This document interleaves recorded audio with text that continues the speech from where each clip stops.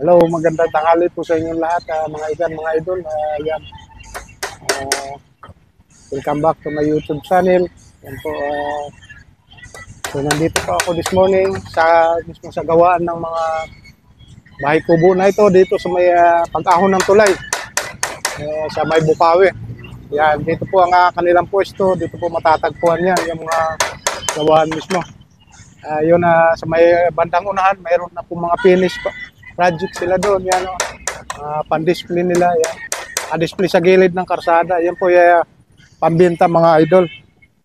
Ayan. So, si Kuya ngayon ay gumagawa ng kulungan ng manok. At ito ay pambenta rin, ano, Kuya, no? Pambenta rin. O, magkano ang bintahan ng mga ganyan kulungan ng manok? 400 sir per butas. Buo na po yun, ano? 400 per butas lang. Butas. Pagtatluhan, Hindi pa po kasali yung saradura niya. kasama na. Kasama na po yun. Ilang butas po yun? Ito, ang ginagawa ko, apatan. Apatan na Kung butas. anong order ho, So, bali, bawat butas 100, ano? 400 ho. Yun nga. Kasi isang kasi ang karamihan na yata ang butas yan, dalawa, ano? Dalawan, tatluhan, Tatluhan. apatan. Ayun. Yun po sa mga presyuhan po dito sa kulungan ng manok, mga igan, mga idol. Ayan, apat ang butas po. Dito sa kulungan ay 400 po. Ayan. So, ayan yung mga idol, kung magpapasadya kayo, kung ilang butas ang gusto nyo, magsadya lang po dito kaya Kuya, anong pangalan po? Alex. Kuya Alex. Yan. Si Kuya Alex po sa ngayon ay nagbubuo po ng kulungan ng manok at hindi po muna sa kuan, bahay kubo ang kuan kanyang ginagawa. Ito po ito muna ang kanyang pinagkakabalahan, yung kulungan ng manok, mga idol. So, yan po. Okay, Kuya Alex. Kuya, kumusta naman ang buhay-buhay? Nakakaraot din. Ano naman eh. Buhay binata eh. Binatang ama. Binatang ama. Di pa kayo wala pang pamilya, tatay? Meron na, may apo na ako. Walay sa asawa. Walay. So, ilan ang naging anak niyo doon sa asawa mo? Isa lang ho. Isa lang. May pamilya na rin yata, no? May apo na ako. Dalawa na apo. Dalawa. Lalaki ba itong anak mo o babae? Babae. Babae. Kumusta naman na magkaroon ng apo ko, tatay? Sa'yo naman? Masaya, may apo. Ayun, naglalambing, ano, minsan yung dalawang apo, ano? Ayan ang nakagandahan sa may apo. Parang ang feeling natin dyan, parang anak na rin natin yung apo natin, eh. Iba nga, paborito pa yung apo kaysa sa anak. Oo po. Kaya ako kasi ganyan din, isang apo ko, pero parang mas kuwan siya, ano, lalo na malambing na bata, ano. Mas nakakakonsueli apo eh. Yung anak eh, alam, matigas sa ulo. Ayun, lalaki ho ba? Babae. Babae rin, may kakulitan, ano. Medyo, Ayun. dalawang babae. Apo ko. Si nanay, ba't nagkahiwalay kayo na? Kuya? Medyo personal. Personal bagay, ano. Minsan mayroong hindi pinagkakasunduan, ano. Oo. Ayun. At saka yung pangangailangan, ano. Yan.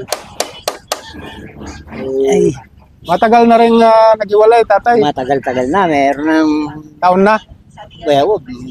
meron ng 30 taon. Matagal na pala, ano. Hindi na. Buhat noon, tatay, hindi ka na nag-asawa ulit. Hindi na. Parang nag-enjoy na lang kayo sa ginagawa sa trabaho. Parang nalibang na lang, parang gano'n. Senior na kayo ngayon, tatay, ano, Alex? Si senior na. Saktong 60 ako. Saktong-sakto. Pero medyo itong ginagawa ni tatay Alex, medyo di naman masyadong mahirap. Yung lagi lang nakayoko, yun lang ang kalaban, ano. Yung para ka lang namang ano, Tiyaga. masanay ka na dito. Sa nakaupo lang, di man kamukha ito ng construction na talagang akyat-akyat pa, di ba? Ito, hindi man pinagpapawisan dito. Yung pagka may bibili, tatay, sa mga finish project nyo, kayo rin nagde-deliver? Oh, yung mga kulungan. Pagka dito lang kami. Opo. Pag malayo-layo na, hindi na. Siyempre, pag may bumili dyan ng isang project nyo, magpapadeliver yung bibili, di ba? Oo. Oo, yun. So, may sasakyan namang pan-deliver, ano? Kolong-kolong. Ayun. Siyempre, tutulong din kayo sa pagbubuhat kahit paano. Oo. Ayun.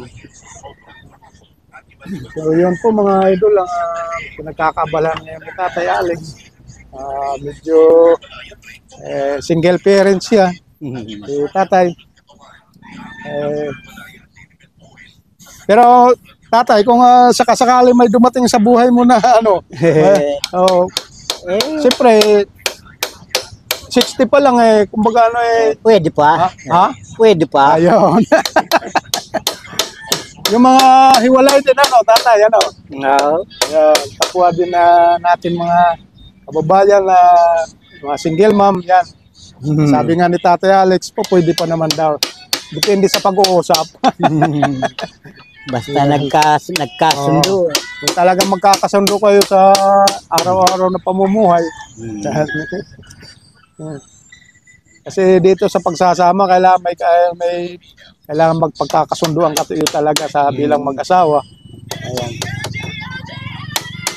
Una-una yung pag-aasikaso sa asawa, di ba? Yun ang hinahanap natin, Tatay Yung asikaso at saka yung pag-iintindi, lalo na sa pagdating sa mga konting problema. Siguro naman si Tatay dahil araw-araw may kita naman.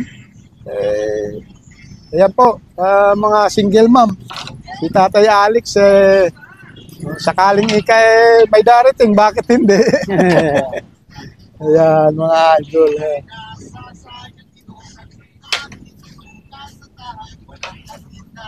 So yun po ang libangan ni Tatay Alex ngayon. Ayan, magawa ng kulungan. Ayan, so ngayon, Tatay, parang binata lang ang kuwan mo ngayon. Galawan lang.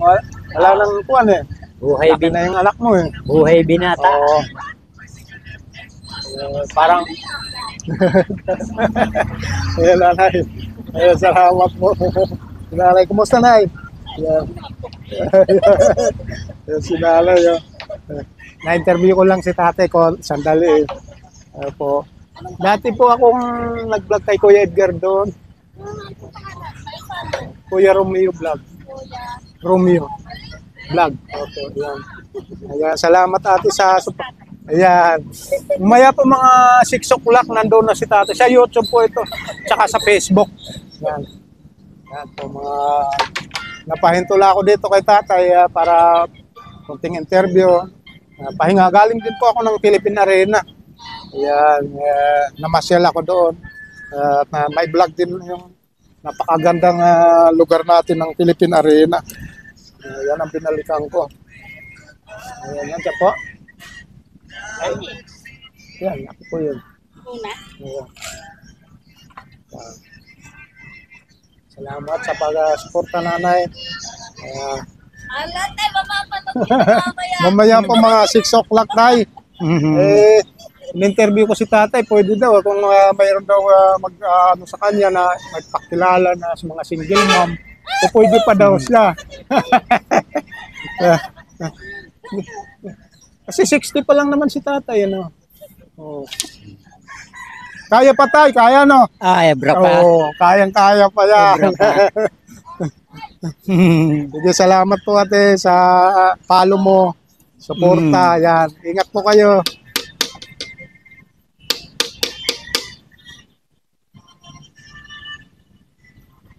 Sige, Tay. Sige, yeah.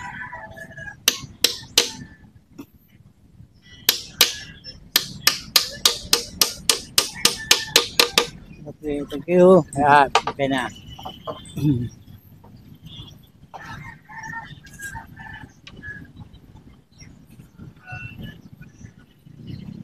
Long side.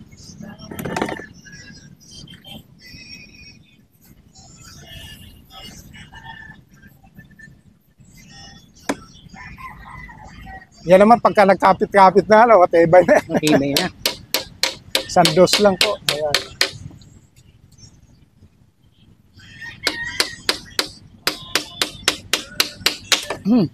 Kaya, Oh, bumalaktot. pag nagkakapit-kapit na yan. Kasi ang pako po natin ngayon ay medyo malambot na po ang kuwan ngayon ng gawa nila ng pako. Ayan.